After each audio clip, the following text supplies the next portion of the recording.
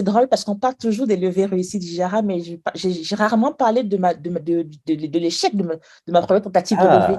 Ah, donc, faites venir des missionnaires et non des Et non mercenaires. des Voilà la mercenaires. punchline de ce livre-là. Exactement. Ah Merci, oui. Kaye. Alors que, Vraiment, la Ouais. proof of concept Ça pour a moi, commencé avec les la WhatsApp. preuve de concept, Exactement.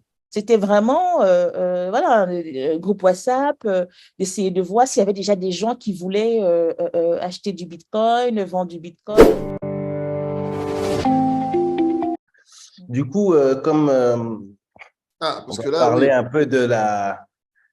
On parle là d'argent, on va parler du vrai argent. Et donc, parce que beaucoup de gens disent, ah ouais, mais c'est tout ce qu'il faut connaître, savoir et tout pour lever autant de sous. Donc, on va parler de la levée. Ouais. Euh, Est-ce que c'est quelque chose, déjà dès le départ, tu savais que fallait passer par là, fallait passer par là? Non, pas du tout. Et Non, puis aussi, enfin, rappelle-nous, peut-être nous expliquer comment s'est passée la ouais, première. la On va y première, aller. en fait c'est très drôle, c'est trop drôle parce que je crée Jara en 2020. Je commence à y penser dès la fin de l'année 2019. Et dans ma tête, je vais bootstrapper en fait. Donc, je vais le faire. Voilà, Hmm. je sais même pas. Enfin, je n'étais pas très familière au milieu des startups parce que ce que je connaissais de l'entrepreneuriat, c'était vraiment les commerçants. Tu achètes, tu vends, du coup, tu fais tout de suite du revenu, tout de suite du bénéfice et tout et tout. Donc, ce concept, voilà, on voit, voilà, je voyais les tels à lever, mais ça ne, il n'y avait pas d'écho plus que ça. Quand je me lance, évidemment, je commence à lire un peu plus sur le sujet, à me documenter, à m'intéresser un peu plus. Mais jusque-là, je me dis, bon, c'est peut-être pas pour moi. Voilà, je vais essayer de réfléchir à une façon de démarrer Hmm. qui est en adéquation avec l'argent que j'ai dans la poche, en fait. Ouais, simplement. Voilà, je veux pas. Et honnêtement, tu vois, on a lancé là par mars 2021. Pourtant, on a commencé à opérer en mi-2020 et c'était des groupes WhatsApp, en fait. Vraiment, la Ouais. proof of concept pour Ça a moi, commencé avec les la WhatsApp. preuve de concept, Exactement. c'était vraiment voilà, groupe WhatsApp, d'essayer de voir s'il y avait déjà des gens qui voulaient acheter du Bitcoin, vendre du Bitcoin Hmm.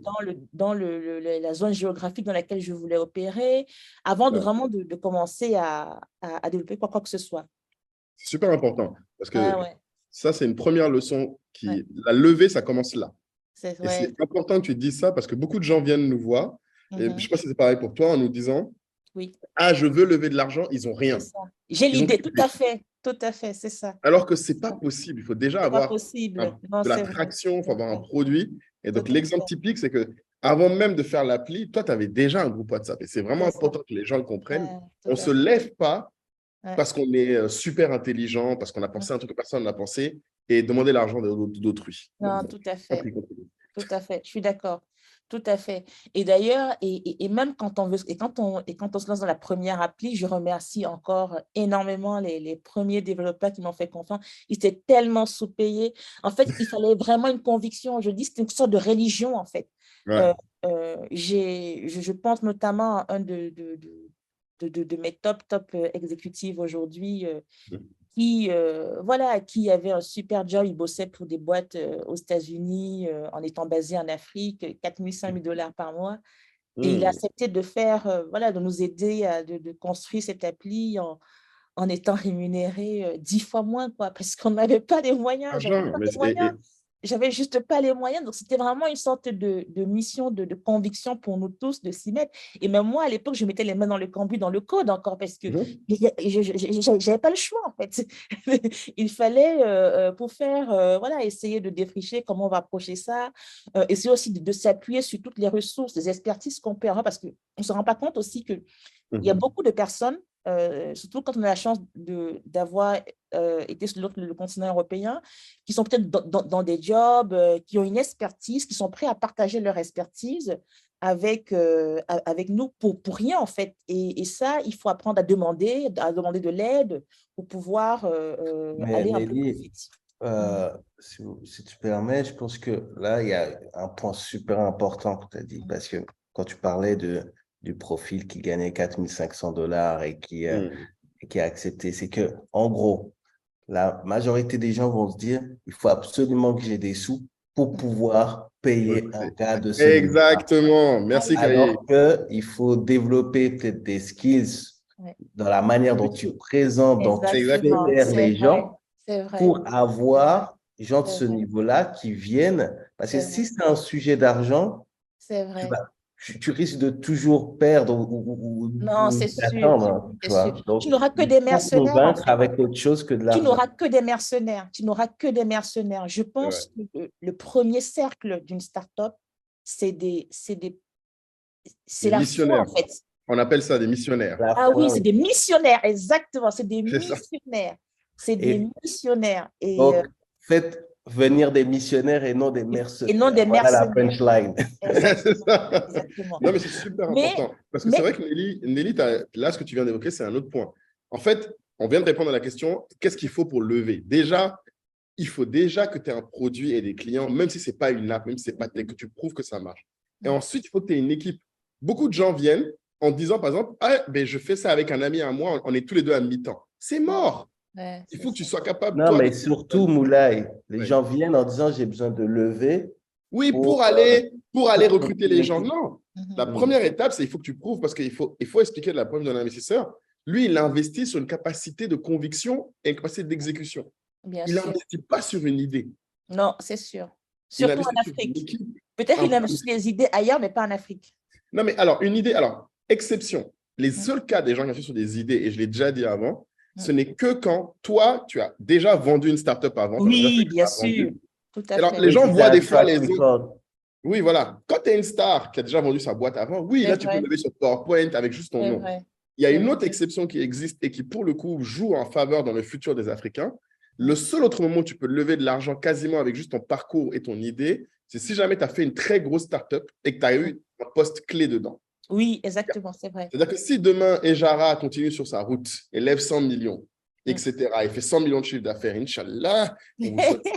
Si ça arrive, les premiers employés, le gars qui a accepté d'être payé 450 euros quand il était 4500, lui, la fois d'après, il peut se lever et dire, j'ai juste une idée, on va lui donner de l'argent. Bien sûr. Et donc, c'est l'une des raisons principales pour laquelle rejoindre une startup tôt peut être intéressant. Parce que si tu survis au marathon, là, et C'est que vrai. tu t'en sors derrière, là, tu peux te lever. Mais quelqu'un qui n'a jamais fait de startup, qui n'a jamais réussi le truc, ne peut pas se lever avec, quelle que soit l'idée, aussi grosse, aussi bonne, aussi talentueux que tu sois. Et je vous parle de gens, tu vois, Nelly a fait HEC, enfin, quel que soit le parcours, c'est mort. Si tu n'as C'est pas bon. le Tout à fait. produit et l'équipe, d'abord. Et l'équipe tech, parce que je pense que les gens vont se poser Bien la question. sûr. Bien Tes sûr. cofondateurs, comment tu les as trouvés? Parce que c'est une autre question. Moi, je connais Baptiste, je connais Tierno, je connais les superstars qui t'accompagnent. Les gens oublient que ces gens-là sont nécessaires, capital pour pouvoir avancer. Ah, mais grave, grave. Comment tu les as grave. trouvés, toi, par exemple? Comment tu les as trouvés? C'est la vraie Mais question. Baptiste, c'est drôle. Baptiste, c'est un ami de 30 ans de mon mari. Ils sont amis depuis plus de Non. 30 ans. Ah, je Et en savais fait, pas. ils ont fait de la musique ensemble. Baptiste est saxophoniste. Ah bon? Il fait du saxo, ce monsieur. Mais attendez, je ne savais pas. Excellent. Et, et en fait Baptiste, je me souviens, il vient parce que Baptiste, il vivait à Los Angeles, il avait sa boîte d'effets spéciaux, il commençait, ça Ouais. faisait 15 ans qu'il avait sa boîte, il a bossé avec Kanye, avec Rihanna, avec, voilà, avec Voilà. tous Donc, c'est les pas un stars petit gars américaines, lui-même, hein, tout tu à vois. fait. Mais il commençait vraiment à tourner en rond.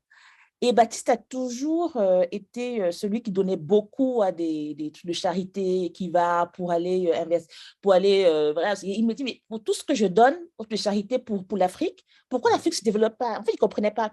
Et comprenais pas. il vient en vacances à la maison, on était encore à Bordeaux, et C'est à Bordeaux, ok. il disait pour tous les sous depuis des années qu'il a investi dans des ONG qui font de la charité et tout, le développement ne se matérialise pas en fait. Ouais. Et que peut-être le développement serait d'empower les personnes. Et j'ai dit, bah, j'ai la solution. Et il a dit, Banco, allons-y. Et donc, tu l'as Tierno, juste présenté, ça suffit pour le convaincre. Lui, il avait envie de faire de la... oui, tout à fait. Parce que vraiment, il était en recherche. Parce que lui, au travers de ses donations dans toutes ces ONG, c'était vraiment le sentiment de participer à l'éclosion économique, tu vois. En Afrique, les Africains, ils voient que ça ne se matérialise pas. Ils disent, ben, l'approche, c'est un échec total, quoi. Il faut faire autre chose. Et du coup, là, ça, voilà, ça lui parlait. Tierno, c'était différent parce que Tierno est un ancien VC. Voilà, oui, c'est ce qu'il faut savoir. Lui, il est du Voilà. côté obscur de la force à la base. Il est du C'est côté important. obscur de la force. Donc, je le rencontre par un advisor, voilà, un advisor que j'ai très vite sur Ijara qui me dit, tiens, il bossait pour Starchain Capital, Cyril Paglino, qui est un VC connu de la place à Paris, Quel un capital, VC c'est très vrai, tu as dit, crypto. Starchain? Starchain Capital, Cyril Paglino. Ah oui, ok, ok, je vois. Ouais, je Ils vois. avaient ouvert le garage, tu sais, l'incubateur crypto à Mandé Paris. Oui, oui, je vois le garage. Et voilà. Et au départ, Tierno et moi, on échange voilà, pour avoir un peu son avis sur le sujet et tout. Et Tierno ayant aussi des origines voilà, africaines, sénégalaises en l'occurrence, voilà, il commence à donner beaucoup d'idées, voilà, à interagir pendant pratiquement 6 mois, gratuit. Rien, nada, vraiment. Il gérait un peu la partie structuration produit, gros. Zéro payé. On n'avait pas les moyens de toute façon de se l'offrir. Et même quand il nous rejoint, je pense qu'il est payé un quart ou un cinquième. Oui, non, de rien, mais de ce qu'il gagnait à brasser l'argent d'autrui. C'est pas la même chose. Voilà, exactement. Mais voilà, donc c'est comme ça que je rencontre les deux. Mais il y a, tu vois, on disait les leçons, l'équipe, savoir, la conviction. Enfin, il y a une autre, comme je ne connaissais pas grand-chose de ce monde des startups, j'ai suivi le programme Startup School de Y Combinator. Très important, En fait, oui. Baptiste et moi, et pas Tierno, parce qu'ils se connaissaient Ils mieux, connaissaient on a déjà, suivi ouais. ce programme-là. Voilà, on a Bien. suivi, je crois que c'était 6 semaines, et ça te permet de commencer à comprendre le langage en fait des VC. On te parle Exactement. Oui, oui, oui, oui. de monthly MRR, monthly recurring revenue, Ouais. enfin, voilà, enfin, tout le langage autour finalement de toute la mystique C'est vrai. autour Non, non, mais c'est vrai de que ça existe, la Startup School. Bon, il faut startup. parler anglais, hein. Très Oui, oui, important. oui. Mais typiquement, nous, on a eu la même chose par Coup d'État de Family à l'époque. Donc, c'est exactement ça. En fait, Coup d'État de Family, c'est la version française copier-coller de Startup School. Donc, D'accord. on mettra les liens pour ceux qui veulent savoir. Mais ça, c'était très important. C'est-à-dire qu'avant de lever de l'argent à des investisseurs startup, il faut qu'au-delà de ta traction de ton équipe, que tu aies le langage et la structuration d'une startup, que tu comprennes c'est quoi les…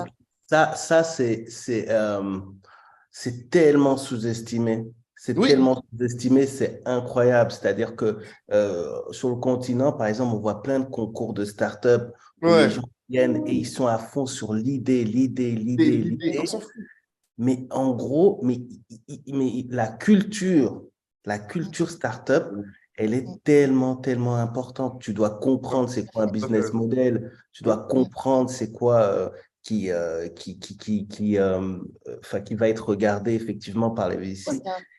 Et parce que c'est pas des Et la business croissance qu'ils models qui attendent, existent. quelles Oui, sont la tes métriques croissance. principales, tout à Voilà, fait. c'est quoi la croissance, ce dont tu vas avoir besoin pour faire la croissance. Le Bien sûr. problème, c'est que comme on a des unes de magazines avec juste les Les levées levées, et oui. les montants, mais du coup, les gens, ils foncent et ils Je font pense des que c'est ça. demandes, mais ils Oui. savent pas ce qu'il y a derrière. Tout à fait. Et c'est super important parce que du coup, tu vois, je remettrai aussi le lien Startup School parce que par exemple, là-bas, on peut vous donner déjà une règle que beaucoup de gens oublient qui est tu ne lèveras pas tant que tu n'as pas une traction suffisante. Et la traction, tu vois, Lily tout à l'heure l'a évoqué, Exactement. c'est eux, ils sont aujourd'hui à leur taille, ils font encore 15% par mois. Quand tu es à zéro là, il faut faire 5% par semaine composé, soit Tout à 20% fait. par mois, soit fois 2 tous les 6 mois et fois 10 tous les ans. C'est Exactement. ça qu'on attend d'une startup pour dire elle est en position de lever de l'argent. Tout à fait. Et ça, il faut que ce soit clair pour les gens. Tu n'as pas l'équipe, tu n'as pas un produit qui fonctionne idéalement le moins coûteux possible. Parce que si tu viens en disant j'ai besoin d'argent pour le lever, pour développer une application, tu rêves. Il faut que tu aies quelque chose qui marche avant. 2, et après, la troisième chose, comme dit Nelly, c'est cette culture. Et dans la culture, dans tous les cas, là où ça se voit, c'est les chiffres. Et le premier chiffre pour moi qui montre si tu as la culture ou pas, c'est tous les gens qui viennent me voir en me disant est-ce que je peux lever? La première question que je leur pose, c'est quoi ta traction? Bien En fait, sûr. quelle que soit l'idée, en fait, c'est limite secondaire. Si tu as une super traction, on peut changer l'idée, on peut le tourner différemment. mais il faut que tu aies de l'attraction. Il faut que tu aies prouvé. Et que ça marche. une autre leçon aussi dans ce que dit Nelly, c'est qu'elle aurait pu très bien dire, bon, Tierno, c'est un ancien VC, il va gérer cet aspect-là. Ah oui, Voilà, et j'ai pas sentir pas ton concerné. expérience.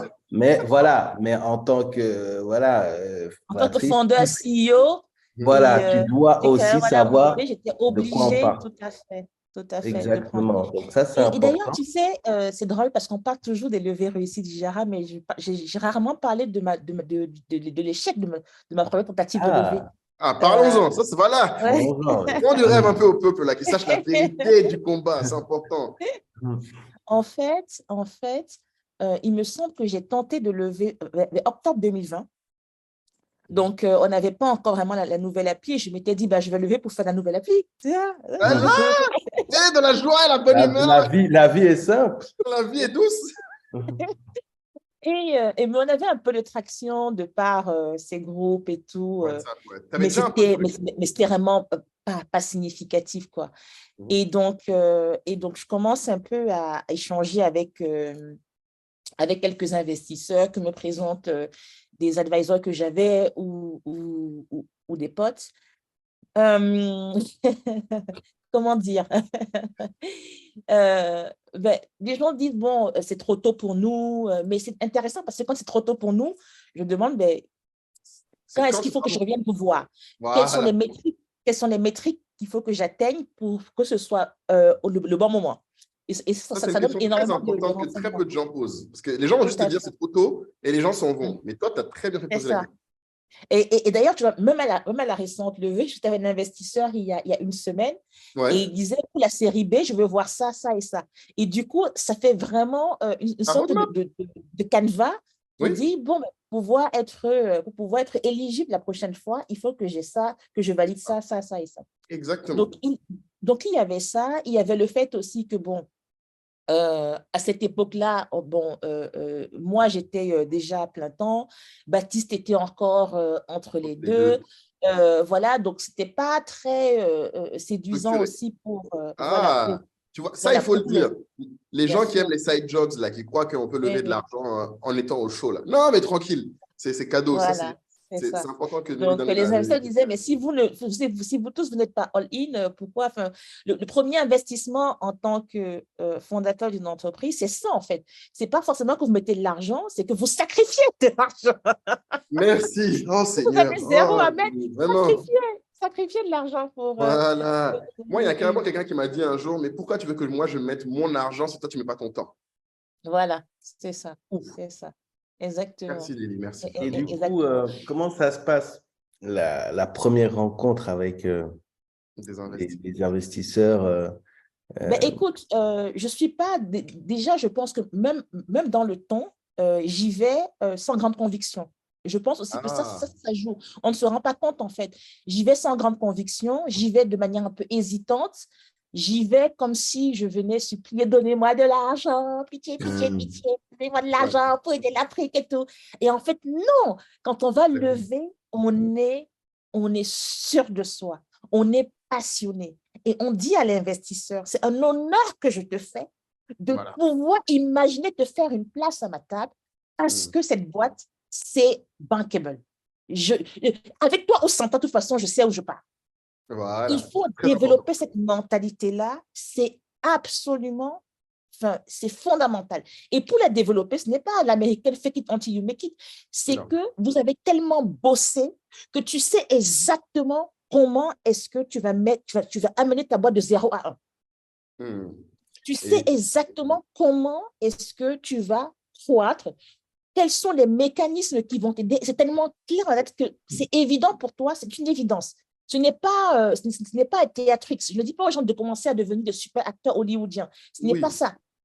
C'est bosse tellement que cette conviction-là, elle est dans toi parce que quand tu vois comment l'équipe se démène, tu vois le marché, la taille du marché, Et tu tu vois les commences à comprendre résultats. que vous répondez Ouais. à un problème qui existe, c'est une évidence. Et vous, Et, et vous communiquez cela. et c'est intéressant parce que tu vois ce que tu décris là, les gens appellent ça souvent le product market fit. Cette Mm. conviction que tu as en te disant, je sais que ce que je fais là, c'est sur le bon marché, Mhm. genre de la croissance, tu l'as à plusieurs fois, hein, ça change, ça évolue. Oui, Mais bien encore sûr. une fois, ça donne les métriques pour les gens.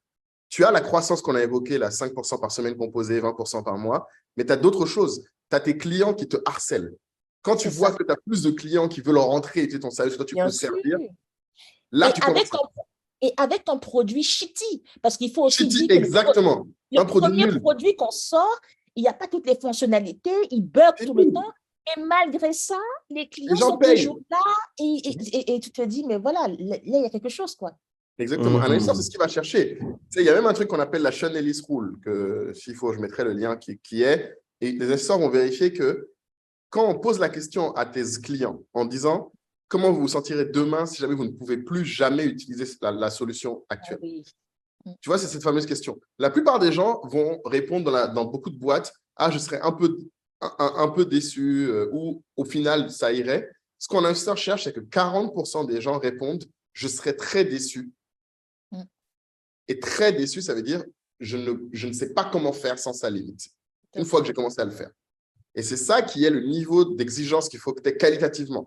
Quantitativement, il faut une croissance. Qualitativement, il faut que tes clients soient tellement satisfaits. En tout cas, que le problème soit tellement gros pour eux ou ta solution résout tellement le problème. Même si c'est pourri comme outil. C'est un groupe Facebook, c'est un groupe WhatsApp, c'est nanana. Comment ça se passe? Et si tu ne viens pas avec cette conviction, comme dit Nelly, un investisseur va juste… Il faut se dire, l'investisseur, il y a des centaines de gens qui veulent sa thune. Exactement. Toute la journée, son travail, c'est de dire non. Pourquoi il te dirait oui à toi? Tout à fait. C'est ça. Et je pense que le dernier conseil que je donnerais sur cette levée qui était un peu un échec, c'est savoir s'arrêter. C'est savoir entendre les noms pour ce qu'ils sont. Il y a des noms qui sont… j'ai eu beaucoup de noms pendant la levée de 2 millions, de 8 millions. Mais c'était des noms où voilà, il n'y avait pas forcément un alignement de la thèse de l'investisseur, ma thèse, des choses comme ça. Mais il y a des noms où, quand on dit tu n'es pas prêt, tu n'es pas encore, la boîte n'est pas prête à lever et tout, il faut les entendre. Et je me suis dit, et faire une levée, ça prend tellement de temps que en tant que fondeur, quand on fait la levée, on n'est pas sur le business. Donc, je ne suis pas en train de développer la traction pour réussir la prochaine levée. Donc, moi, je vais commencer mi-octobre. En mi-décembre, donc 2 mois plus tard, j'ai eu assez de noms pour me dire, je vais aller m'oxygéner l'esprit. Tu as été rapide à te rendre compte, hein. C'est bien. Je me souviens, je suis allée avec ma meilleure amie à la plage et tout, et j'ai dit non, là j'arrête parce que je suis de plus en plus malheureuse, je ne suis pas sur le business, et pourtant j'y crois à ce business-là, quelles sont les alternatives possibles? Et à ce niveau-là, j'ai quand même la chance d'avoir le mari que j'ai où quand je lui dis, bon, il faut sauter, il dit à quelle hauteur? Parce que je rentre et je dis, bon, ça te dirait qu'on vende l'appartement à Paris pour que je mette dans les Ijara? Il dit, oui, si tu veux. Ah oui, ça, c'est les vraies histoires. Putain! Ah oui, ça, c'est les vraies histoires. Il me dit oui. Il me dit oui. Mais l'appart, vous viviez dedans, vous l'aviez loué, c'est quoi le sujet? Mais nous, on était au Cameroun, l'appart était en location, si tu veux. Il était en location et vous l'avez vendu? Ah ouais, ça c'est vraiment… Non, attends, j'ai dit qu'on le vende, il a dit oui. Et ensuite, ce qui s'est passé, c'est que c'est marrant comment la vie est. Il me dit oui. Et on commence à préparer tout parce qu'on est en décembre et tout. Et en janvier, on avait eu, ça je ne l'ai pas dit, parce qu'on a quand même eu très vite une sorte de corporate venture qui nous a un peu fait confiance, bon, avec un petit montant, une sorte de safe. Et là, on discute avec eux parce qu'on se disait, ben, pour nous permettre de croître, en fait, il nous faut avoir un stock. Parce que dans ce business, en fait, on vend des cryptos. À l'époque, on vendait que des cryptos. On n'était pas encore sur le marché financier. Donc, il nous fallait le stock tous les mois pour vendre, pour faire du chiffre d'affaires et pouvoir montrer cette trajectoire. Et donc, en fait, on se réalise que ce n'est pas un one-off investment qu'il nous faut vraiment, c'est plutôt ce stock un peu récurrent. Et on arrive, voilà, et en janvier, quand on discute avec eux, quand ils voient, parce que ça faisait plus de 6 mois qu'ils nous observaient, et ils voient que finalement, on fait ce qu'on dit et on dit ce qu'on fait, ils nous disent, mais comment, voilà, très important, comment on peut vous aider et tout. Et là, ils me proposent, ben, ça vous aiderait si on mettait, je sais pas, 150 000. Je dis, bah non, 150 000, je les mets moi-même, enfin, je vais vendre l'appartement, c'est bon, vous inquiétez pas. Et j'ai cette conviction-là, ce côté un peu arrogant de dire, ben, si c'est ça, non. vraiment, ça ne m'intéresse pas. Et on fait un deal où tous les mois, en fait, ils nous font une sorte de crédit revolving. Nice. Au début de mois, qu'on rembourse en fin de mois. Et en fait, ça nous permet sur 8 mois de faire une très belle traction, C'est chiffre là que vous avez d'affaires. explosé. Et là on peut aller lever en site parce que du coup, on a fait 10 fois ce qu'on a fait l'année ou les 6 mois d'avant quand on équilibre, quand on essaie d'équilibrer à temps comparable, quoi. Voilà. Mais Super. c'est parce que voilà, je savais que j'avais cette activité en disant, bon, je vais vendre l'appartement, de toute façon, on a de l'argent pour continuer et tout. Et quand ils ont vu que finalement, j'étais inflexible et que le one-off n'allait pas donner, ils ont accepté ce deal-là. Donc, pour moi, la leçon, c'est de dire, il faut aussi vraiment comprendre de quoi vous avez besoin. Et quand vous savez, quand on vous a dit, pour pouvoir lever la prochaine fois, il faut que peut-être vous soyez au moins à 10 000, à 10 000 euros de revenus, au moins Oui, 10 000 euros de revenus par mois, etc. à 5 000 clients, au moins à ça. Il faut réfléchir comment j'arrive à ça. Et c'est ça qui doit vous obséder. N'allez pas prendre, parce que si j'avais pris 100 000, 150 000, ça ne m'aurait pas amené, donc 2 mois, 4 mois plus tard, j'aurais eu besoin d'un coup aller relever pour pouvoir espérer Exactement. faire les chiffres. Et c'est là où on va dans le mauvais engrenage, en fait. Donc, Ouais. sachez aussi dire non à certaines… C'est compliqué de dire non à de l'argent, hein, mais sachez dire non quand ça ne vous aide pas Très à atteindre vos important, très, objectifs. très important, parce qu'après, ça peut devenir plus un gros problème. Exactement, Si tu exactement, lèves pas, exactement. on dit souvent, vaut mieux rien lever que mal lever. Ben, si tu lèves C'est en ça, dessous, tu te retrouves tout à avec des fait. trucs qui ne te servent pas à grand-chose. C'est ça. Et du coup, comment est-ce que on en arrive à se dire, j'ai besoin de 8 millions? Est-ce que c'est toujours avec la conviction, on connaît son produit, on sait qu'on a besoin de Bien sûr, ça, écoute, on y déjà, aille? avant de dire j'ai besoin de 8 millions, il faut déjà qu'il y ait des gens qui vous disent on est prêt à vous donner. Ou alors, parce que bon, on lève 2 millions, quand on lève le seed round, les 2 millions, c'est pour atteindre certaines métriques. Donc, ça veut dire que pour Ouais. pouvoir prétendre à lever les 8 millions, il faut déjà que tout ait été coché, hein, Et déjà à ça, la base. c'est vrai que, on n'a pas parlé tout à l'heure, mais on a fait une transition intéressante. Au début, on a dit qu'est-ce qu'il faut pour chercher à lever. Maintenant, on est au moment où, en fait, tu sais c'est quoi tes métriques.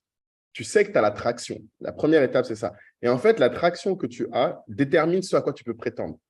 Parce C'est qu'en ça. fait, attention, tu ne lèves pas n'importe qui avec n'importe quoi, n'importe où. C'est-à-dire que selon le modèle que tu as, si tu es une SaaS, si tu es une marketplace, si tu es une app gratuite, tu as des métriques à attraper. Et chaque métrique te permet d'aller où. Si tu fais du love money, c'est avec les gens autour de toi un peu, les gens qui t'apprécient, tu as de l'argent. Ça, même, je pense, même hors startup, même toi, Kaït, tu as pu faire ça. C'est alors avoir de l'argent autour de gens qui voient que le business commence à prendre et qui t'accompagnent. Limite, ils ont moins besoin de chiffres. Après, tu arrives au précis des seeds. Là, c'est assez clair. Il y a, s'il faut, je mettrai aussi dans le lien la funding napkin, par exemple, de Point9 Capital qui te dit, pour lever entre 100 000 euros et 1 million d'euros, donc ça, c'est le seed classique, ça, il faut que tu aies telle métrique, donc la croissance qu'on a évoquée, 7%, 5 à 7% par semaine, etc. Il faut que tu atteignes au moins 10 000 euros, par exemple, par mois, pendant 4, 5, 6 mois. Et là où c'est Exactement. très important, et c'est vrai que Nelly l'a évoqué, il y a aussi une notion de rythme. Quand tu lèves, il faut faire attention à ce que ce soit au moment où, tu vas être potentiellement au moins 6 mois, tu ne pourras pas bosser sur ta boîte. En fait, il faut que tes associés puissent C'est assurer, il faut vrai, que toi, tu tout puisses à fait. délivrer. C'est ça qui Tout à fait fait. peur. Il faut Tout le à fait. savoir. Et C'est l'autre vrai. chose, c'est que pendant ces 6 mois, ta courbe doit être comme ça. Exactement. Il faut que non, mais les gens Tout ne à le voient fait. pas, mais il y a un rythme Tout à à avoir. fait. Tu ne peux pas lever des fonds alors que tu es comme ça ou en train de tomber. Tu ne peux Exactement. pas lever au moment Exactement. où tu n'es pas en croissance. Parce que la vérité, c'est quoi? Ce que Nelly a dit tout à l'heure est très, très important et très subtil. Les gens, ils vont te voir un premier mois. Quand tu vas leur parler, ils vont te dire, OK, vous en êtes où? Vous voulez faire quoi comme chiffre dans 6 mois? Le mois prochain, C'est tu fais ça. quoi? S'ils voient le mois d'après qu'en fait, tu es au même niveau, tu ne progresses pas, en fait, la vérité, c'est que même au-delà de ils sont intéressés, pas intéressés, tu n'as pas de levier. En fait, le premier levier que tu as, et c'est ça que j'insiste sur la notion de rythme, quand tu lèves de l'argent, c'est il faut que les gens se disent, merde, si je ne mets pas de l'argent dans ce truc-là, ça va me Oui, passer sous le nez. Et la seule exactement. façon que tu leur donnes cette impression, c'est, on est en beaucoup de croissance. Deux, idéalement, et ça c'est plus dur, si tu es en seed, tu peux faire des safes. Donc ça, on va expliquer c'est quoi un safe, c'est un convertible. C'est-à-dire que les gens te donnent de l'argent maintenant et vous vous mettez d'accord pour ne pas définir la valeur à laquelle il te donne l'argent, parce que c'est ça le plus dur dans l'investissement. Bien sûr. Et vous définissez une fourchette et un discount et vous vous dites, à la prochaine levée où quelqu'un définira la valeur pour toi, moi, j'aurai un discount sur la personne ou j'aurai un montant moins élevé parce que j'ai mis en produit. Ça, c'est le safe. C'est intéressant, ça permet d'aller plus vite. C'est Oui, très exactement. important. Oui, C'est super important au début, c'est ce que tout le monde fait. Le point après qu'il ne faut jamais oublier, c'est par contre quand tu fais un safe, et là c'est super intéressant, c'est que tu peux faire ce qu'on appelle des rolling safe. Moi, je recommande beaucoup ça, c'est de dire, le safe initial, tu dis par exemple, moi, il me faut 1 million d'euros et les personnes qui me le mettent le premier mois, eux, je leur donne par exemple 30% de discount. Oui, Une fois, et je fais ça que jusqu'à 300 000 euros. Une fois que 300 000 euros a été engagé, comité et viré, je passe à 20% de discount, après 10% de discount. Et dès le début, tu dis aux gens, tu leur dis, écoutez les gars, moi, voilà le discount que je te donne, c'est valable pendant 1 mois. Si le mois d'après, tu viens leur voir et leur dire, bon, en fait, le mois dernier, j'ai déjà eu 300 000 euros et maintenant le discount, c'est plus 20%, c'est 10, je te promets que là, ils vont se dire, attends, 5 secondes, viens, prends un peu mon argent, viens, on discute. Ils vont créer de la FOMO. Créer de voilà, la FOMO est là, fear of exactement. missing out. Exactement. Un investisseur, ta seule façon de le closer, c'est qu'il ait l'impression qu'il est en train de perdre le deal de sa vie. Parce qu'en fait, tout le monde vient les voir pour leur donner de l'argent. Ceux à qui ils donnent, c'est ceux à qui ils ont l'impression qu'il y a le plus de chances de retourner tout leur investissement. Et donc, x10, encore une fois.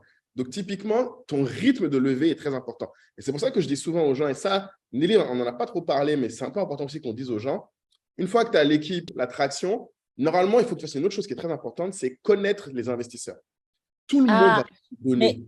Mais Moulay, en fait, je crois qu'on est connecté, Monta, parce que j'allais dire, pendant le seed round d'Ijara, je me souviens, on a eu très vite le premier million. On voulait lever 2. Je crois qu'au bout d'un mois, on avait déjà au bout d'une semaine, on avait le premier million, vraiment très vite, parce que, en fait, c'était des gens que j'avais eu à rencontrer aussi pendant le premier échec. Et donc, du coup, ils ont vu ce qu'on avait accompli, c'était facile. Je crois que dès la deuxième semaine, on a eu le deuxième million et j'ai dit non. Et je ne savais pas comment le voir après, parce que l'investisseur qui nous promet le deuxième million, il nous donne un term sheet, donc des conditions. Chaque condition que je lis, pour moi, c'est une gifle. Oui, il te frappe. Chaque condition que je lis, j'ai envie de le prendre, de découper avec la machette. Et je me dis, et quand je reçois le term sheet, j'ai envie de dire non tout de suite. Je me dis non, on va dire que les femmes sont émotives, comme les émotions, comme je vais dormir sur ma décision. Je dis à Tierno, est-ce que tu as le même sentiment que moi? Il dit, oh, bon, c'est vrai que c'est un peu extrême, mais j'ai déjà vu. Je dis, non. Non, ma mère. Demain, je me réveille dans un état toujours aussi énervé, toujours avec des envies de meurtre. Et là, je dis aux gars, vraiment, vous êtes... je crois que moi, je ne comprends pas. Je ne suis pas assez subtile pour comprendre vos conditions. Ça m'a l'air trop compliqué pour le stade de développement auquel je suis. Vraiment, pour cette fois-ci, je ne veux pas un truc très compliqué. Je ne vais pas pouvoir aller avec vous. Je refuse ce million avec aucune idée. Je ne sais même pas si je vais pouvoir lever derrière. Je n'ai pas forcément une palanquée d'investisseurs qui sont là en train de dire on va investir sur Jeanne-Marie francophone, mais je sais juste que pour ma boîte, ce n'est pas le bon investisseur. Ce n'est pas le bon investisseur. Parce que c'est un mariage. Oui, c'est un mariage. Et ça, aujourd'hui, si on peut qualifier Ijara d'un succès jusqu'ici, on parle beaucoup de l'équipe, mais je peux dire j'ai les meilleurs investisseurs du monde. J'ai les meilleurs investisseurs du monde. Chacun d'entre eux est toujours hyper supportif. On les a choisis comme ils nous ont choisis et on a beaucoup de chances de pouvoir évoluer ensemble. Super important. Et ça, tu vois, les gens ne se rendent pas compte parce qu'ils pensent que tout l'argent est pareil. Tout l'argent n'est pas pareil. Chaque investisseur n'est pas pareil. Non. Et ça, c'est super important. Donc, je vais en profiter pour faire la différence entre, par exemple, prendre de l'argent d'un business angel, ce n'est pas la même chose que prendre de l'argent d'un fonds d'investissement en seed.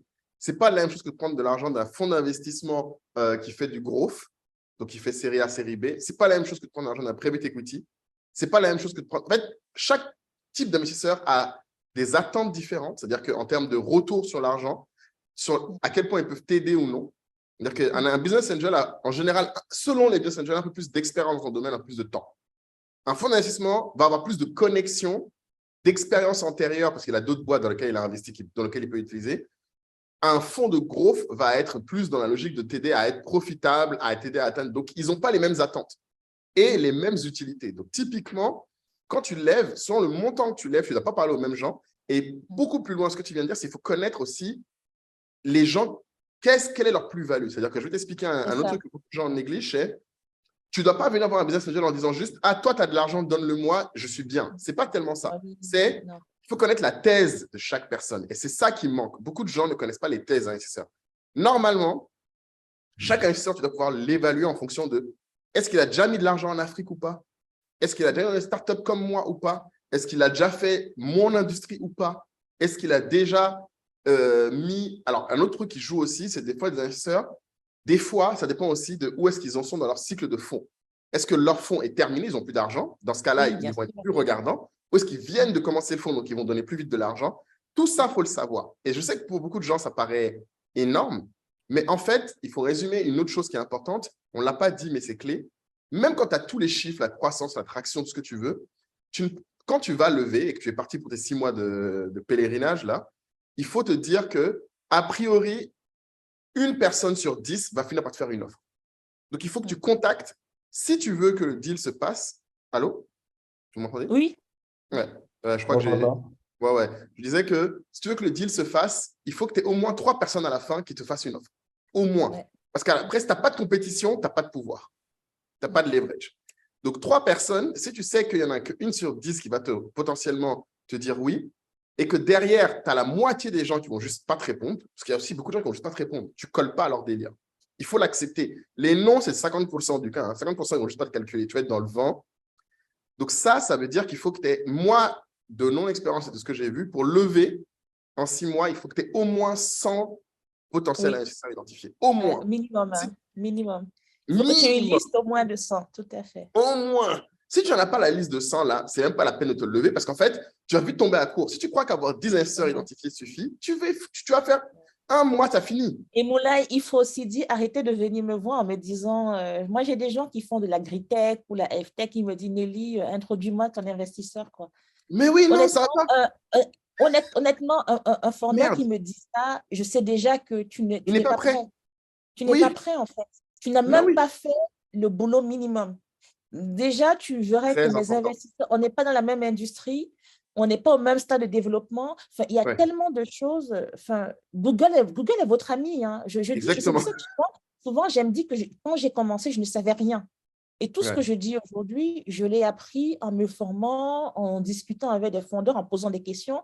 D'ailleurs, Moulay, je te souviens, quand on a fait la première levée, quand je suis venue à Abidjan, j'en savais encore moins que je sais aujourd'hui. Je vous posais plein de questions à toi, à Régis, à Mathias.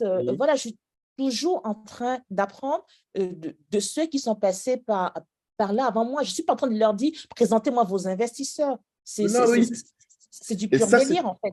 Il faut vraiment échanger, montrer, parce que vous allez voir que naturellement, moi, il y a des gens à qui je propose naturellement, je vais te présenter tel, parce que je vois qu'il y a un fit entre l'industrie dans laquelle tu es, le stade de développement, ce que mon investisseur recherche, je vais te le proposer parce qu'évidemment, on est solidaire.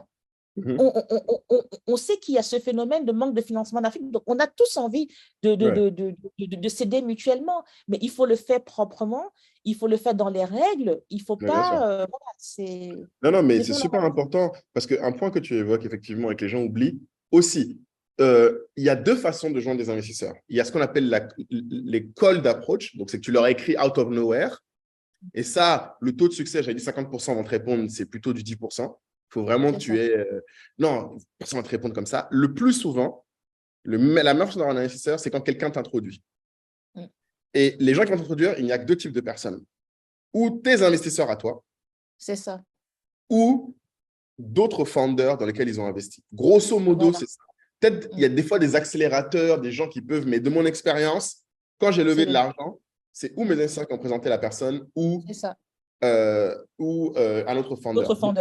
Après, il peut arriver que des fois, comme Alibaba, c'est juste moi qui suis allé chercher avec les dents en cold email. Comme ça, on l'a déjà expliqué avant, on a déjà une vidéo sur comment on fait ça. Mais dans la plupart du temps, si tu veux qu'un founder, n'importe qui t'aide, et même un investisseur, il faut que tu connaisses les règles du game. Et ça se voit très vite. Quelqu'un qui vient te voir en te disant ah, je voudrais lever de l'argent. S'il te dit, tu lui demandes, OK, c'est quoi ta traction? Il dit, c'est quoi la traction? Bon, le débat est Il y a un terminé, en fait. problème. Il y a un En fait, problème. Mais le débat est on terminé. revient à cette question de culture. Pour moi, Oui. la culture startup, tu dois vraiment, si tu l'as pas, c'est compliqué. Et tu Ah Et, oui, l'apprends. c'est sûr. Et là où tu as raison, Khalid, c'est que les elle est gens, accessible sur Google. elle est. Et c'est terrible parce que tu sais, à une époque, moi, je voulais même, tu sais, je t'avais dit dans le podcast, je voulais faire un épisode spécial avec toutes les infos, un post, avec tous les liens. Et maintenant, je me rends compte que non, ça ne va pas servir les gens. Et Ah oui. excuse-moi, Moulay, mais Donc, je vais vas-y. plus loin. Moi, c'est en développant ma culture startup Ouais, que j'ai compris que je voulais pas faire une startup. Ah ben exactement. voilà. Ah C'est ben là où tu voilà, Voilà. ben réalises. voilà. Ben voilà. Et j'ai Voilà. compris que ce que j'étais en train de construire n'était pas une startup. Et je me suis dit, Voilà. mais it's OK. Maintenant, je joue un peu sur le truc parce que je vois les gens qui ne connaissent pas, ils se disent, tu es dans le digital et tout, Allez, ah, il a ça une passe. startup. Bon, Why écoute, not? mais je sais, et c'est important que je le sache parce que ce n'est Bien pas du sûr. tout la même façon de fonctionner. Ouais. Tout à Et, fait. Non, mais, et voilà, et c'est pas la c'est même énergie, c'est pas la même façon de recruter, c'est rien à rien à voir. voir. Les C'est pas gens les mêmes comprennent que c'est objectifs. un nouveau monde, en fait. C'est un nouveau Exactement. C'est pas un objectif. monde. Et donc, du coup, c'est soit on va En dans le Et fait, c'est digital. pas, c'est des devoirs. En fait, les gens voient ah, tu as eu la chance c'est des La devoirs. chance. C'est de dire, Pardon. c'est de dire, Ça ce fatigue. sera l'un si de vous, nos sujets, si vous Moulay. saviez, La Bien chance. si sûr. vous saviez, si vous saviez. Mais Nelly, parce que je sais qu'il ne te reste pas beaucoup de temps, On peut y euh, aller.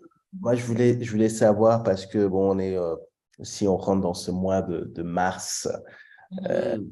il y a beaucoup d'événements en lien avec les droits de la femme et cet épisode va aussi sortir dans ce mois-là. Pour savoir, après, tu as des associés hommes, Mhm. toi, tu es une femme, dans ce milieu-là de l'investissement, des investisseurs, euh, quelle réflexion tu te fais sur le rapport de l'investissement et la femme? Est-ce que tu as noté Écoute, des Différence. c'est Mais en fait, compliqué de répondre à cette question parce que tu as les statistiques qui sont là, qui sont têtues, hein. Je crois qu'il y a moins d'1% de tout, 1%, ouais. l'argent disponible au venture capital qui viennent aux femmes, surtout aux femmes noires. Donc, je crois qu'aux Hmm. femmes noires, c'est même moins d'1%. Moi, ouais. Donc, vu comme ça, Ah, ça, c'est les chiffres. c'est toujours aussi catastrophique. Ensuite, mon expérience personnelle, d'ailleurs, Ijara, c'est assez marrant parce que mes deux collègues d'investors au site, c'était deux femmes. Ah, Euh, mes deux collègues d'investors à la série A, qui ne sont pas les mêmes, c'est deux femmes aussi. bien. Donc, il y a quelque chose qui est en train quand même de Là, changer. maintenant, c'est mieux, ouais, c'est D'ailleurs, vrai. voilà, j'ai participé au premier sommet Women Investor Summit en Europe, Mhm. à Station F l'année dernière aussi.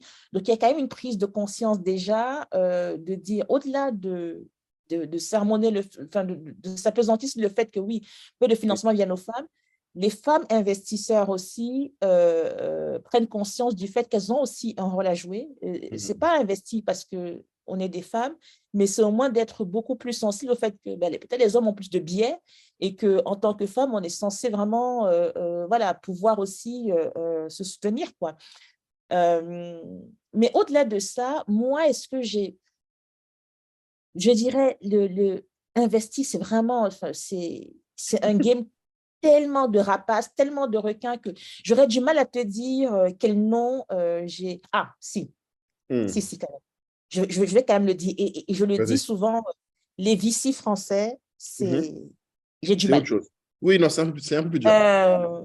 Autant avec les VC américains, j'aurais du mal à dire si le nom, c'était parce que j'étais femme, noire, machin. Autant, je n'ai jamais ressenti autant de condescendance, autant Hmm. de mépris qu'en discutant avec des VC français. Je l'ai expérimenté pendant ma levée du site. Pendant la série A, je ne parle plus. Je ne leur parlais plus. Et Hmm. vraiment, je crois que je me suis bloquée parce qu'il y a énormément sûrement de super VC Ouais, français.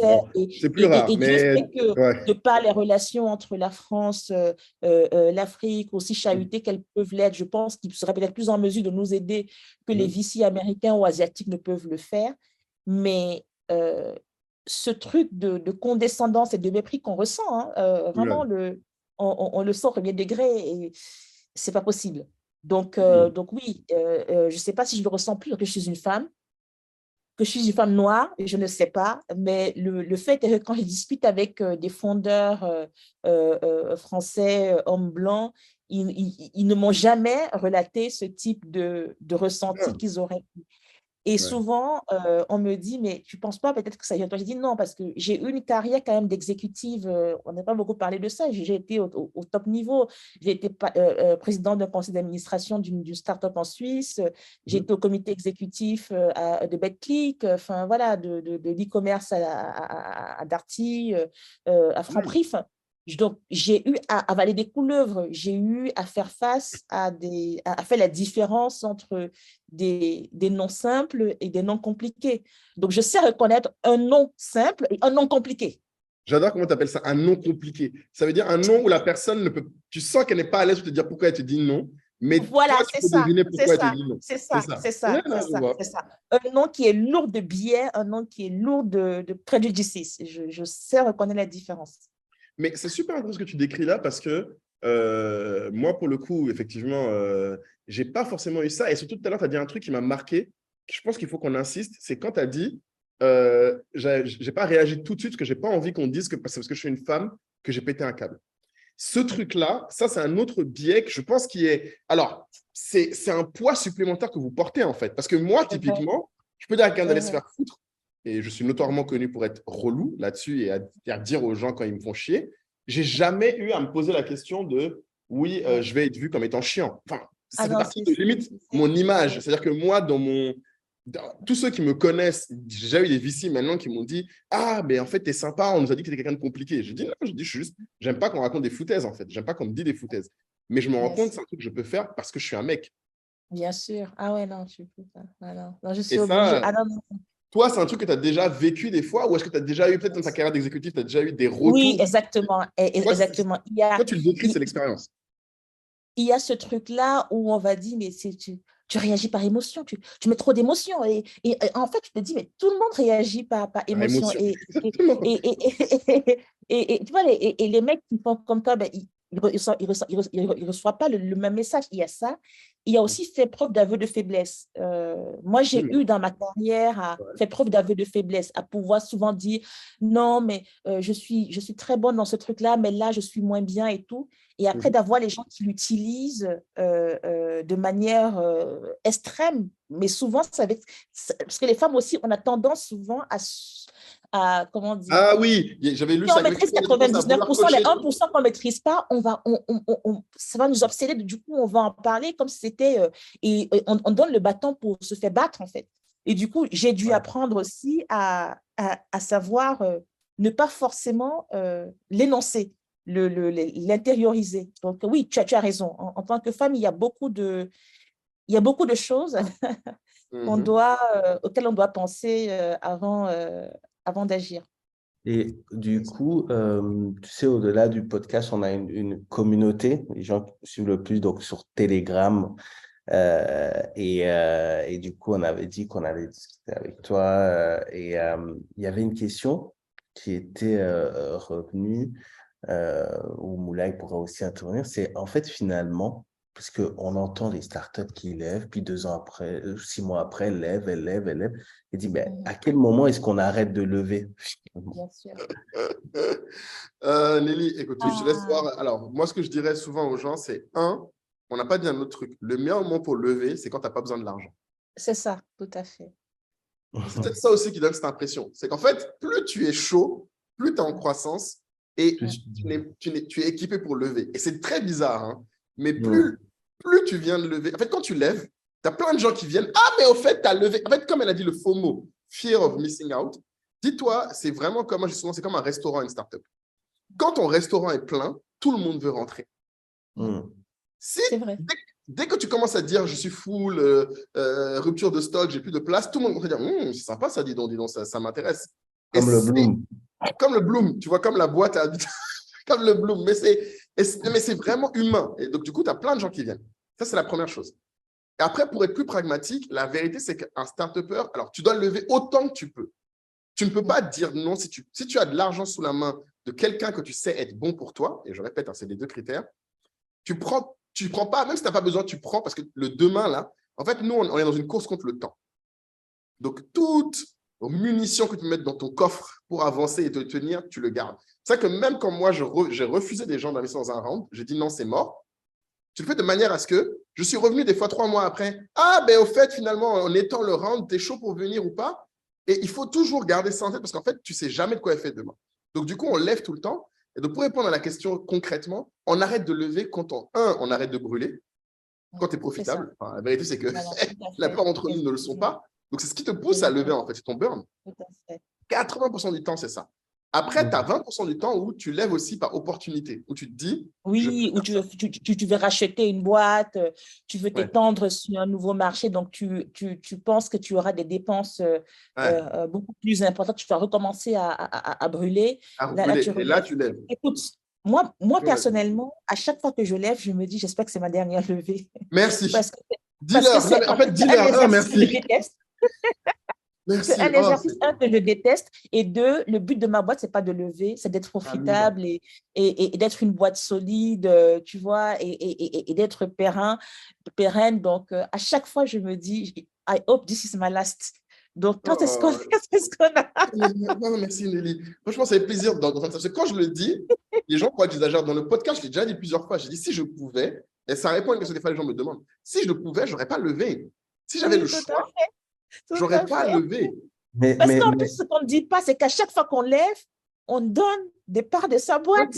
Donc, en fait… Mais oui, et tu donnes les parts de ta boîte et tu te retrouves à être dans un truc très gênant où la terre entière te complimente en disant, comme si l'argent arrive dans ta poche, alors qu'en fait, ce n'est absolument pas dans ta poche, c'est dans la boîte. Et tu te retrouves à avoir des gens qui arrivent avec des attentes pour faire x10 sur leur thune. Ça me rappelle l'analogie que tu avais utilisée. C'est comme si tu avais une maison et puis tu as des colocs. Oui, c'est ça. Qui rentrent. Non, mais c'est exactement ça. Quand tu lèves l'argent. Des colocs exigeants. Et des colocs exigeants. Mais qui ne sont pas prêts, qui n'ont aucune idée du travail de management en fait, tu fais sur le terrain, mais qui ont des exigences en termes de standing de vie. Mais je te dis pas. Et des colocs comme tu as décrit. Attends, je donne un exemple. Tu es au Cameroun, tu as Eneo, tu as Camtel, tu as Eneo pour le rester, tu as Camtel pour le truc. Le gars te dit, mais moi, il faut que mon climatiseur 24 heures sur 24, 7 jours sur 7, à 23 degrés. Il dit, mais papa, l'électricité, même déjà, je ne sais même pas si je l'aurais même 24 heures sur 24. Quand tu parles du climatiseur, on arrive pas au climatiseur. C'est ça. Donc, vraiment, c'est… ah non, c'est… et c'est tout le temps ça. Et c'est vrai que tu as raison de le rappeler parce que c'est des colocs qui viennent, qui ne vont pas faire le ménage, pas faire à bouffer, mais il faut que la maison soit clean. Il faut que la maison grandisse parce que eux ils ne vont pas faire les briques avec toi ni rien du tout. Mais par contre, tous les mois, tu peux t'attendre à ce qu'ils te demandent. Nouveaux étages. Ça. Voilà. Ils te disent, dépêche-toi là, moi, je suis pressé. Il faut que je rende l'argent aux gens à qui je t'ai donné l'argent dans 1 an. Donc, tous les 6 mois, tous les quarters, tous les trucs, on te tombe dessus. Et ce n'est pas genre une personne. Plus tu lèves, plus les gens viennent. Et attention, un truc que je veux rappeler, c'est très important. Il y a 2 vidéos que je peux rajouter là, qui sont importantes. C'est un Ponzi scheme, cette histoire. Les gens qui mettent de l'argent, eux, leur job, c'est que tu crois le plus vite possible pour que d'autres personnes viennent, mettent de l'argent et eux récupèrent leur part. Ça, c'est la première chose. Ce n'est pas vraiment que ta boîte réussisse ou que toi, tu sois heureux. Ils s'en battent les steaks. Ils veulent pouvoir sortir leur argent. Deuxièmement, quand tu prends de l'argent, nous, quand on lève 6 millions, il faut comprendre ce que tu promets aux gens. Quand tu lèves 6 millions, c'est que tu leur promets de faire une boîte qui vaut au moins 60 millions. Donc, à chaque fois que tu lèves, tu promets aux gens de faire des montants de plus en plus gros de sortie parce qu'eux, sinon, ils ne récupèrent pas leur argent. Donc, tu te mets une pression, quoi. Oui, et une pression en temps aussi parce que le temps est incompressible. Chaque personne qui met, dans les 3 à 5 ans, il veut récupérer son argent, fois 10. Tout à fait. Fois 10. Donc, quand tu as quelqu'un qui lève une année, après 6 mois après, il lève encore, tout le monde applaudit. Mais en fait, ce qui se passe derrière, c'est qu'il a appelé de nouveaux colocs qui lui ont dit, bon, ben moi, voilà mon argent, dans 3 à 5 ans, il faut me rendre ça encore. Exactement. Et c'est horrible. Et les gens ne se rendent pas compte que… Et donc, ça répond à la question que les gens ont posée dans le groupe Caït. Tu ne comprends pas la question quand il dit est-ce qu'on lève parce qu'on veut? Les gens se demandent est-ce que c'est notre choix, en fait? Est-ce que c'est ce qu'on a envie? La réponse, c'est on ne lève pas quand on veut. Tu lèves quand tu peux.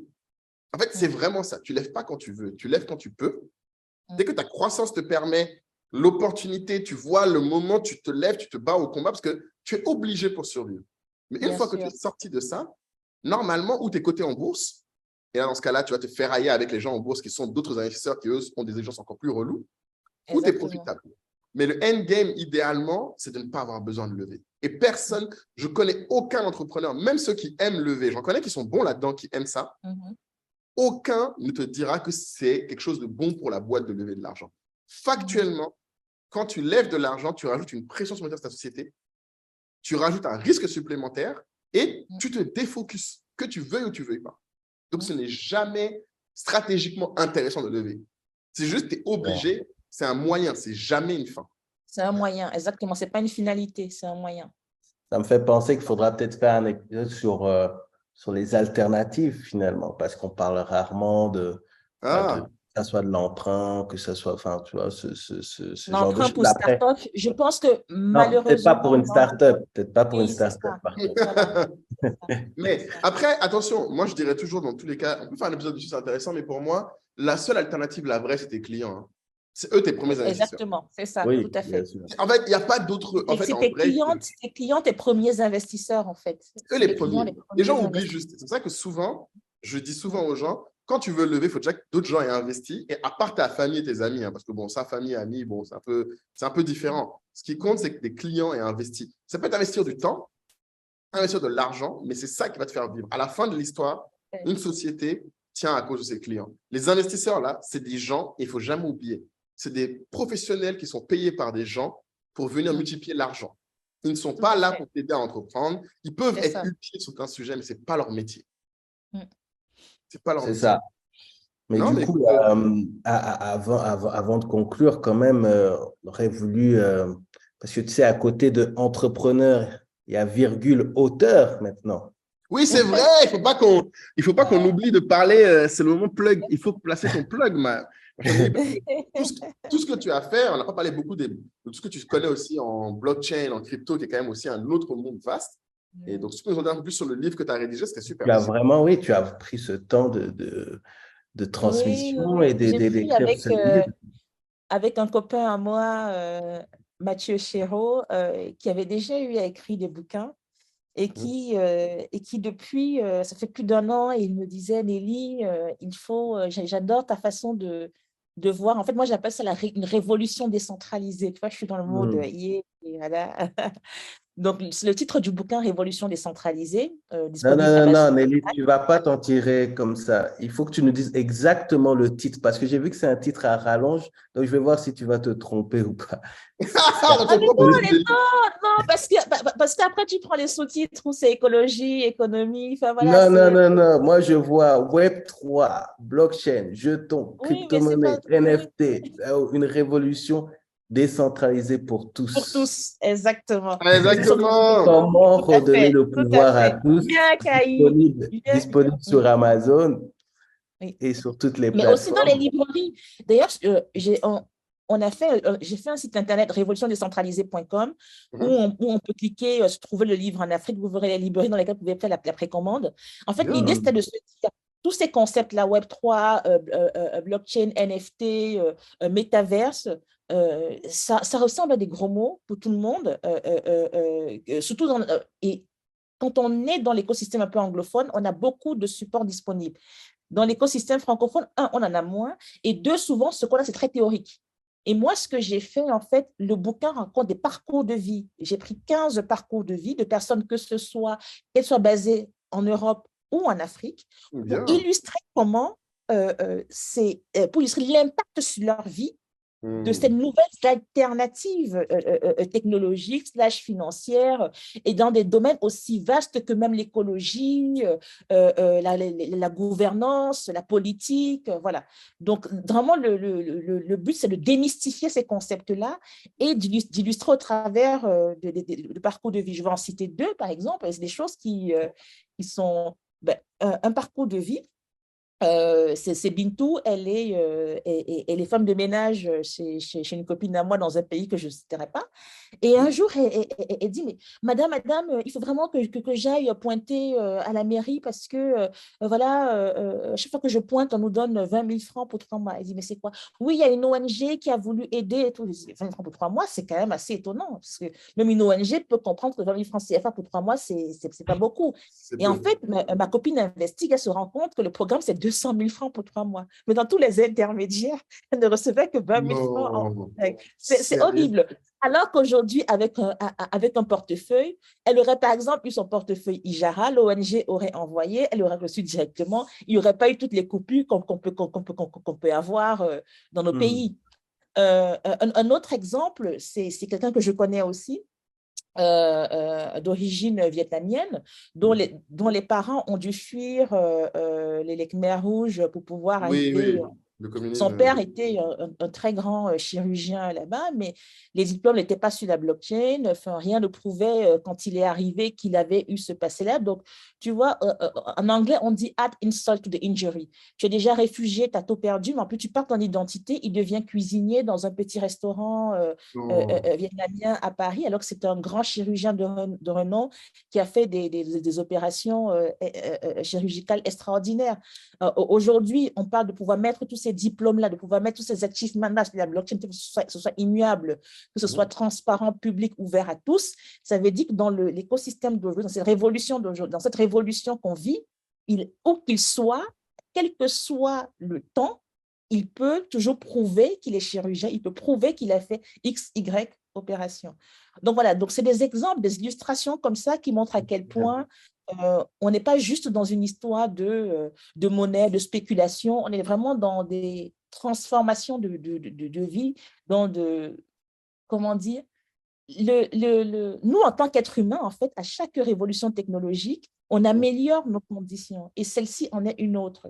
Et je vais conclure en disant que c'est la 5e, je crois, qu'on vit et c'est la première où nous, en tant qu'Africains, on peut prendre le train en même temps que les autres. Si tu y penses, en fait, les premières évolutions, où on était dans nos jungles-là, en train de courir et de faire, nous, dans notre petit écosystème, de ne pas regarder ce qui se passait à côté, où on était esclave, où on était colonisé, où on était au lendemain de la colonisation, parce que même quand Internet arrive, nous sommes au lendemain de la colonisation, donc on n'est pas, En on n'a position. pas On n'a pas construit accès. au niveau Internet, on n'a pas adhéré, et là on a la chance de pouvoir le construire avec nous, de pouvoir mettre notre ADN, notre culture dans cela.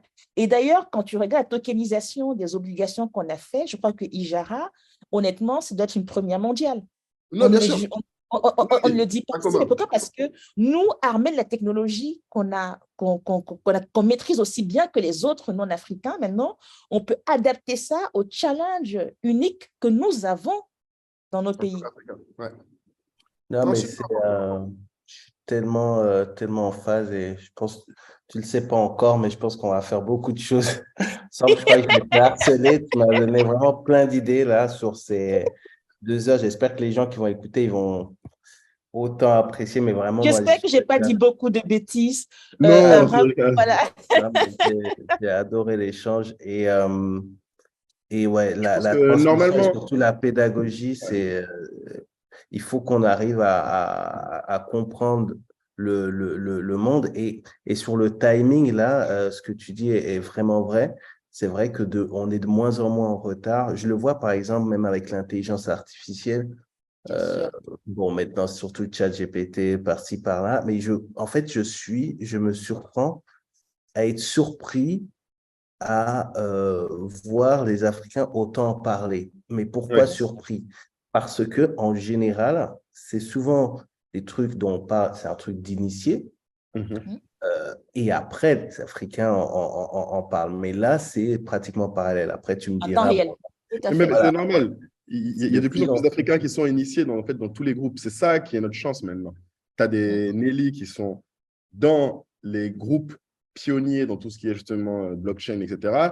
Tu en as d'autres qui sont pionniers dans tout ce qui va être IA, ce qu'il n'y avait pas avant. Maintenant qu'on a, comme dit Nelly, on a accès, on est connecté au mouvement, il faut qu'on en profite pour être dans les cercles, les choses se décident et les choses commencent.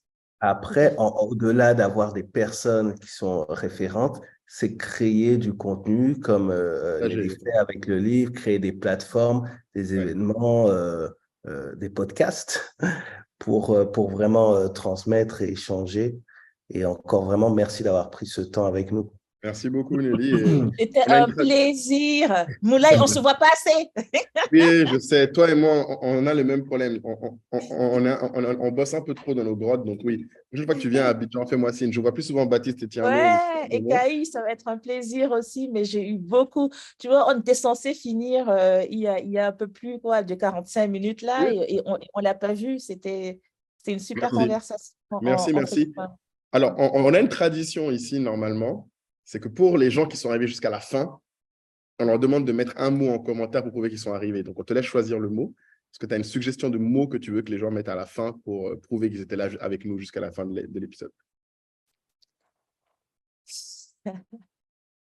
Whack me, Whack me, c'est quoi ça? whack me, we are all gonna make it. Ah oui, ah, votre Wagmi là, we all gonna make it. Oh Seigneur, oh là là. Ok, Wagmi it is. Il n'y a pas de problème. Ça, c'est un vrai truc de gens de crypto. Il n'y a pas de problème. Wagmi, donc W-A-G-M-I. We are Alors all gonna là, make it. Ça, vraiment, là, on aura vraiment été un gars les gens de crypto jusqu'à la mort. Donc, si vous êtes arrivé jusqu'ici et que vous avez aimé, d'ailleurs, on a fait un épisode sur les cryptos. c'est Mais ça. voilà. Mais en tout Si cas, les gens ouais, sont arrivés jusque-là, j'espère que il faut qu'ils likent. Attention, n'oubliez pas de liker la vidéo, de vous abonner parce oui, que c'est vrai, on n'est ça pas des nous bons aide. youtubeurs, Non, vraiment, c'est important. s'abonner. Il faut qu'on le dise. Surtout que j'ai Et vu dans les stats qu'il y a un gros pourcentage de gens qui regardent sans être abonnés. Donc, Ah sérieux, c'est ouais, triste. c'est pas top ça. c'est pas Non, non. top. Hein.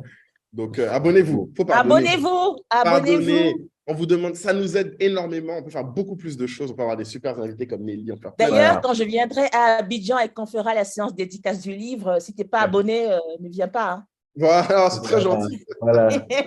Hein. Et surtout, en parlant du livre, cette fois, il y aura vraiment le lien et on compte vraiment sur la communauté pour faire des achats, pour faire l'achat du livre. Et comme ça, on pourra même peut-être faire un épisode là-dessus. Ce sera vraiment… parce que la manière dont tu l'as décrit, il semble quand même assez facile à lire. C'est pas de la Oui. théorie, c'est de la pratique. Et j'ai beaucoup de témoignages qui me disent, j'ai témoignage hier d'un monsieur extraordinaire qui me dit en 40 ans, c'est la première fois que je prends un livre et que je le lis en un jour. Je me Mmh. suis dit, waouh, je me suis dit, waouh. Déjà, moi, ça m'arrive tellement, je suis une grande lectrice. Moi, je lis des bouquins en une nuit, en fait. Je sais pas, quand je commence un bouquin, je finis la soirée, voilà, je le plie. Même 700 pages, je suis une, voilà, j'adore lire. Donc, quand quelqu'un me dit ça, je me dis, il a découvert ça, ce plaisir-là. Cette sensation, grâce à toi, bravo. Il vient de perdre sa virginité. Il a C'est une ça. chance. Exactement. Sa première nuit entièrement sur moi. Ah, magnifique. C'est exceptionnel. Non, franchement, en tout cas, bravo encore, Nelly. Merci pour le combat que tu mènes. Et puis, franchement, on est ravis que tu aies pu partager avec nous ça, que les gens puissent voir de la bouche d'une experte comme toi sur tous ces sujets, y compris en levée de fonds.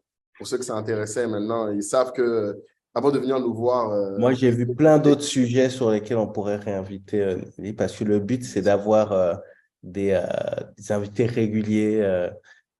Bon, je sais que le temps est précieux. On pourra faire des épisodes plus courts, mais il y a plein de sujets sur lesquels j'aurais voulu entendre, sur le management, surtout sur la gestion des talents, parce qu'on a beaucoup de questions là-dessus. Ouais, tout à Bon, fait, bien on sûr. aura l'occasion.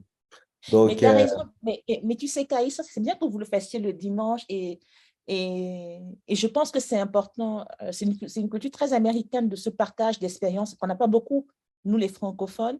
Et c'est extraordinaire ce que vous faites, c'est très important parce qu'on aura pas lu tous les bouquins qu'on veut l'entendre de personnes qui ont déjà vécu et pas de… Voilà, parce qu'on a beaucoup de pseudo-entrepreneurs qui font pas mal de… D'ailleurs, c'est marrant, c'est un mal qu'on a en Afrique francophone, tous ces gens qui sont experts en levée de fonds qui n'ont jamais levé. Ah oui, c'est vrai. Oh, Un c'est expert en beau. management. Shots fired, c'est ça qui est bon. Là, là, merci bien. Pour un expert en management, mais ils n'ont jamais managé d'équipe, Manager ils les n'ont gens. jamais construit une équipe. Je pense que c'est important que des personnes comme nous, qui avons la chance d'être passées par certaines étapes, prenons ce temps-là pour partager. On ne dit pas que c'est comme ça qu'il faut faire quand la science infuse, mais on dit c'est comme ça que nous, on l'a fait. Et voilà les leçons qu'on en a tirées. Parfait. Bon, avec WAGMI, définitivement, nous avons le mot de la fin. Merci beaucoup, Nelly, et merci à tous ceux qui nous ont suivis. Abonnez-vous. Salut à tous. À très vite. Ciao. C'est ça. Et en général, quand j'ai des messieurs qui me disent « Oh là là, j'aimerais tant que ma fille soit comme vous », je dis « Quel père êtes-vous » Je leur dis « Quel père êtes-vous » Si vous voulez que votre fille soit comme moi, soyez le père que moi j'ai eu. Amina, vraiment, c'est ça. Punchline. Ça aussi, on va mettre dans le best-of. Dans le best-of. Allez, ciao. Ciao, Nelly, on va te libérer. Ciao, bye bye. Merci.